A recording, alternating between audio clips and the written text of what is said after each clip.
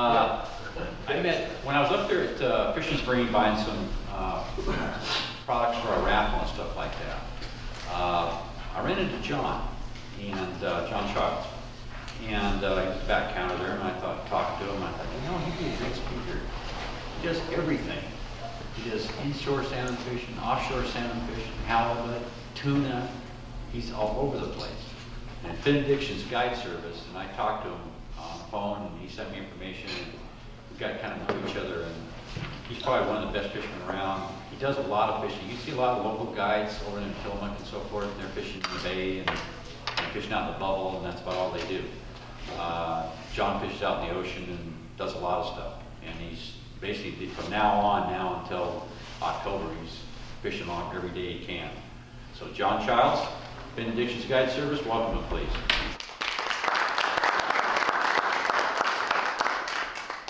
How you guys doing tonight? Well, I like to do things very interactively, so while I'm talking tonight, if you have any questions, please just stop me and we'll go through it. It makes it more fun for me for sure, and usually it'll make it more fun for you too if you participate and ask questions or comments as we go. I do. We get at the end of the day, simple green and a mitt. And literally, we mitt every rod off at the end of the day. So you rinse it down, mitt it, and then re-rinse it off. Because it's the soapy water that'll remove the salt crystals and the all the herring scales and stuff like that that you get on. Green mitt. Simple green, yeah. But don't spray. The one trick is don't spray your gear real hard. So if you start spraying your reels, you'll actually drive that water into your gearing, and it'll end up hurting your reels in the long run. But if you mitt them off and then just kind of take that misting part of the hose, not a hard spray, and rinse them off that way. So what do you do with that stuff there with the jig on it? What's that? What do you do with that with the jig on it?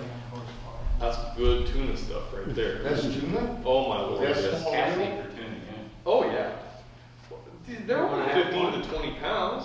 Okay. I've heard stories that the first time they hit, they're going to peel 100 yards off your line. That's because you guys are crazy.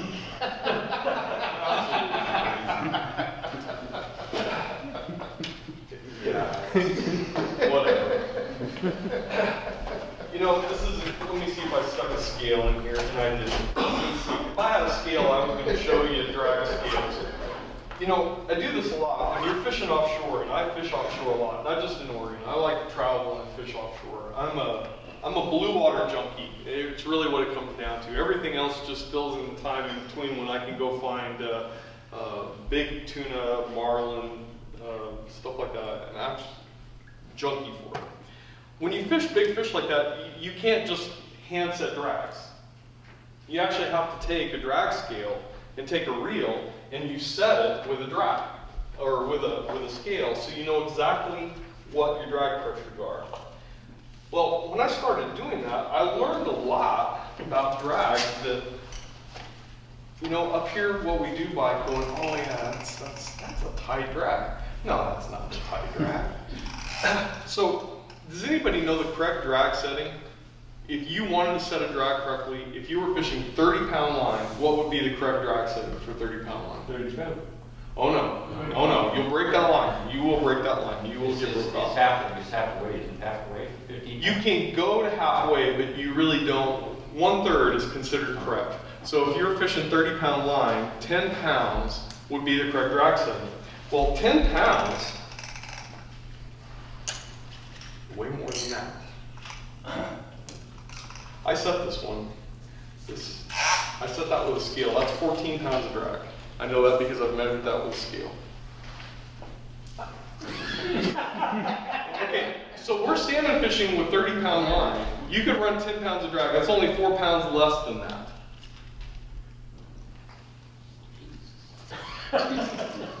Okay, so what I'm driving at when guys say that they spool all that off, it's because they're fishing 2 pounds of drag. I mean, come on, man.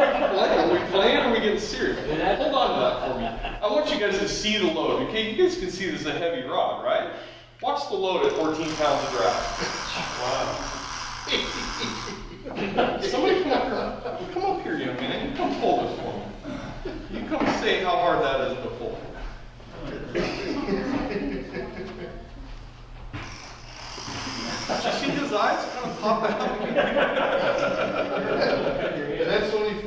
pounds. That's 14 pounds of drag.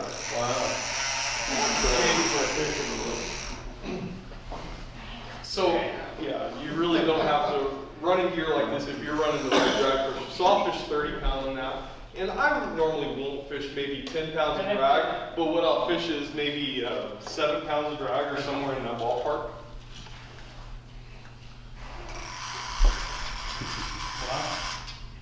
That's a pretty big carp. Hold it with your hand. See? Hold your hand. Set it to 16. Are you sitting home? Do we have a copy? I wish I'd have brought the scale because that really, you really start to see when you see that. This is 14? 14 pounds of drag. Now, what kind of You're running that. Yeah, that's 80 pounds. 80 pound test. And I could run more. I could run more, but the problem on troll gear, so this is troll gear. So if I'm trolling a tuna clone like this at 8 miles an hour, and they hit where I could run 22 pounds of drag, I'll just rip their face off. Literally, just like you'll bring in a jaw. It's like, you gotta have some give in the system. So, thank you. That's interesting. Yeah, that's great. So no, this light gear fish is great. That'd be a hell of a thrill if you catch one of that light gear. Yep, that's another, I've got a lot of stuff on it right now for fishing black sea bass, but this is actually a tuna rod. This is what that's one of, yeah, cows. Boy, somebody lied to me. That's more tuna gear. Now you got me curious, I'm gonna go fishing. What weight, What's that? what weight is the pulse rated at? Let's look at what this rating is. This is 20 to 50, so 30 pound rod. You know, when I first started going into casting gear, you know, I thought the same thing that everybody else did when you got going with tuna is that you need really heavy gear. Well, you can't cast it at all, but yet I can see those fish jumping. They're there, but I can't quite get to them because of the gear. So I just kept going lighter and lighter. I started taking back bouncing rods. Oh, back bouncing rods cast pretty good, but I kept thinking, well, what if I had a longer rod? So I started taking mooching rods with me. Well, 9-foot mooching rod was the dream. It was the bomb. The only problem is mooching rods inherently are soft right here. Because a mooching rod, you want to be real parabolic in its bend, so when the fish is grabbing and biting, you've got that big rubber band working for you so he doesn't rip the hooks out. Well, that works against you when you're fighting a tuna, because when you get them right there, you're having to lift. And when you're lifting, it's hard to lift if that rod doesn't have a butt section. You've got to have enough power in that rod to be able to lift them the last little bit. And that's where rods like this come in to play, that they are tippy enough to cast incredibly well, but they still have a lot of butt section strength. And you can actually See, you're not using a Puma. Oh, that's perfect. When you set your drag, you're not setting it with the bend in the rod. Yes, you do. When you set a drag, if you set a drag with a scale, the way you do that is, would you hold that for me for just 1 second? So the way you hold it is you want the rod at that 45-degree angle, just like that. And that's where you measure with the Go scale. on straight. No. What kind of Definitely scale, want the John, low. what kind of scale do you use to do that? What's that? What kind of scale do you use? Just a spring scale that reads. Okay, okay. You know, this is, you just made me think of something else because of your question about the lighter rods. I have this happen all the time when people come out who salmon fish a ton. Because when we salmon fish, when we're fighting a fish, we fight with our rod angles like this. We fight with our rod tip up. You always hear everybody, keep your rod tip up, keep your rod tip up. Where that comes from is your power curve in a rod is at a 90-degree angle from the rod tip. So if everything was straight, your power curve is from right here. So wherever that fish is, you should have the rod never further than a 90-degree angle from that rod. If you go beyond 90 degrees, that's where we start calling high sticking. That's where you'll break rods, break lines, break all kinds of stuff. If you actually take a scale, you'll reduce pressure. The second you go beyond 90 degrees, you put less pressure on them, not more pressure on them. You have more pressure on you, less pressure on the fish. When you bring the rod this direction, the lower it goes, the more pressure goes onto the fish, the less pressure goes onto you. It's a simple lever. Anytime you lever anything, that same rule applies. So when you're fighting tuna, I see this all the time with salmon guys. They want to keep their rod tips up here, but the tuna's straight down below us. So they're not putting a lot of pressure on the tuna, but they put a heck of a lot of pressure on themselves. It hurts. The trick is I keep a rod like this. I fight the rod 45 down because now I'm in the power curve. Here's my power. I've got power and it doesn't hurt. I can whip fish so fast. I hand guys rods like this and I say, okay, bring that tuna up with this little tiny dinky rod. You know what? I can spin it. Out of all my gear, I can land the tuna in the Northwest faster on this rod than any gear you see here.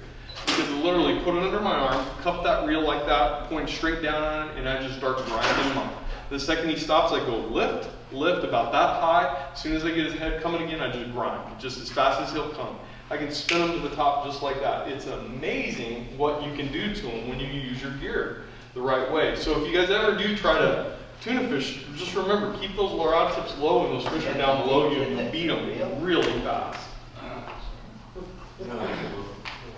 It's all Shimano. Yeah. Check this I out. wonder why. Yeah, that's got some fun to it. You've got some power there, even though it doesn't look like it. It looks like a toy, but it's surprisingly powerful. When's your first tuna fishing trip? I wish it was tomorrow. Come on, you guys, get it together. He'll take you tomorrow. As soon as I know those fish are there, and I do think they're there, but I do want a confirmation from somebody that the fish are there before I'm going to make that run. It's just too darn expensive. What's that, So, what's the rumor about that, what, 600 some pound, what do they call it, the blue, the big tuna? Off of the islands up by Seattle here about a month ago.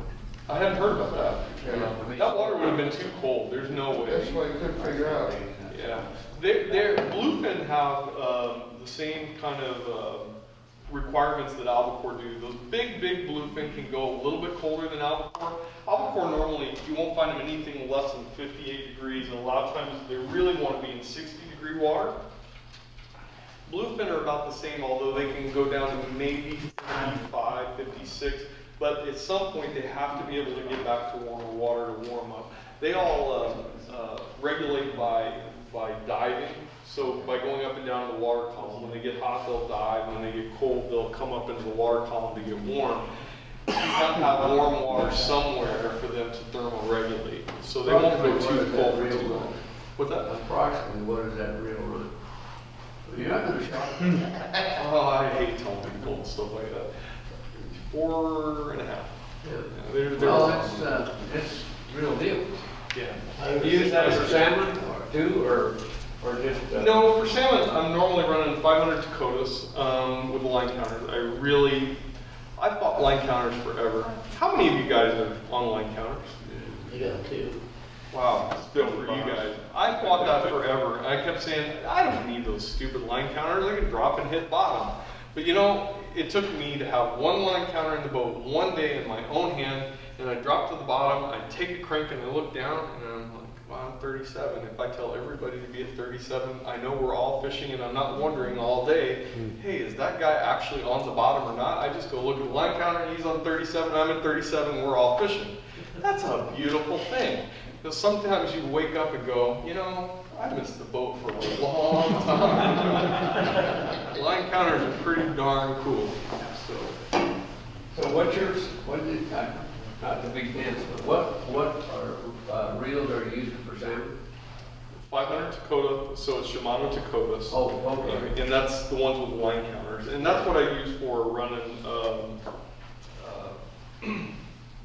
herring. But if I'm running, like my back bouncing rigs, I run the same reel. I run a 300 Curado for back bouncing. And then I run Calcuttas when I'm fishing spinners, just because they're so darn smooth. Yeah. So. Was that about it for time? That's great, yes it is. Okay. Very good program. Thank you guys very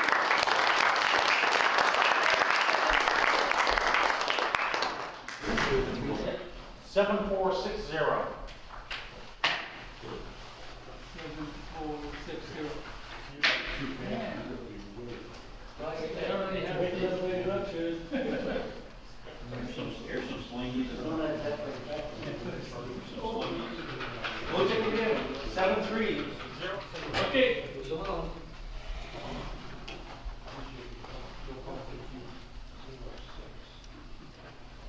7373, blue ticket.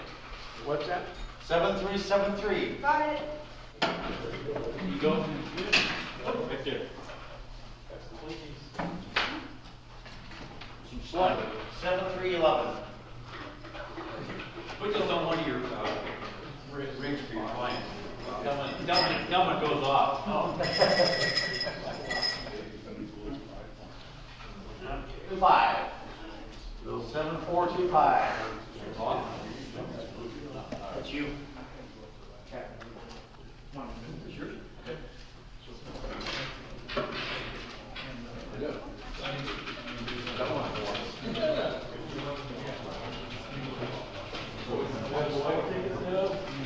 Red tickets. Blue tickets are done. Red tickets.